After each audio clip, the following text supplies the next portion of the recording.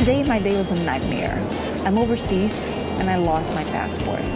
It was in my pocket in 1 minute and in the other, it was not anymore. Oh my God, and then with so much conflict and information, I almost went crazy. I live in the United States and I have a green card, and the airline company told me that with the green card alone and other forms of ID, I'd be able to go back to the US. And in fact, I saw several cases online of people who did that. They were in similar situation and it worked. So I relaxed, right, and didn't worry much. But then I remembered one thing. The problem would not be to go back to the US. I think that would work. The problem is that some countries also have passport control on the way out, and that's the case here in Brazil.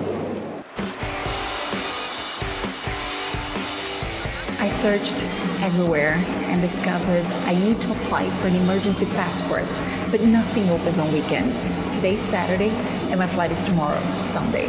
So I had to cancel my flight, extend the reservation here at the hotel at least for another night, and get ready to open up my wallet. Just so that my time and money are not just simply wasted, I decided then creating this video to help other people in the same situation. First of all, it's important to note that not everyone qualifies or needs an emergency passport. Sometimes just a simple document from the consulate stating that you are okay to board is already enough.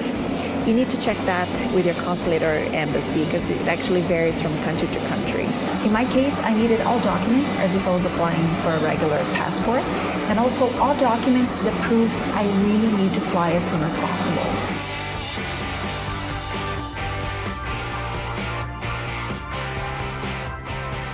Monday. Yesterday, I didn't even go to the airport. I just called United Airlines, explained my situation, and they left my plane ticket open for me to rebook once I have a passport.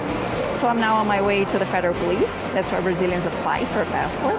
And you need to check how it works with your country and your consulate.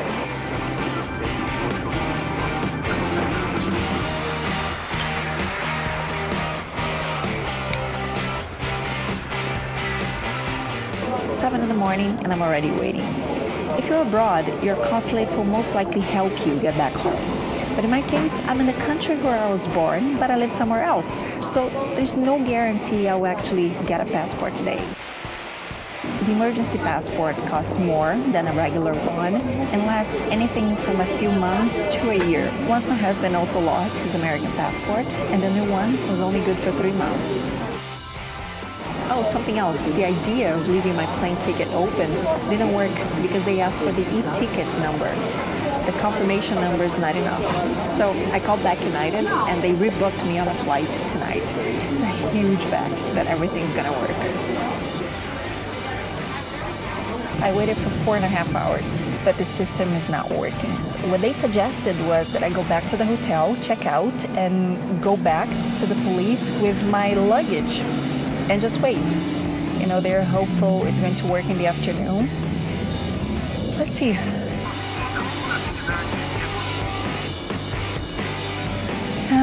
And now, just wait. Pure adrenaline. Now, imagine my situation, going back to the police building with these suitcases here. Everybody looking at me.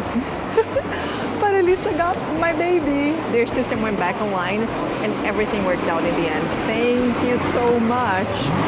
So it comes a huge emergency here. It's slightly different from a regular passport.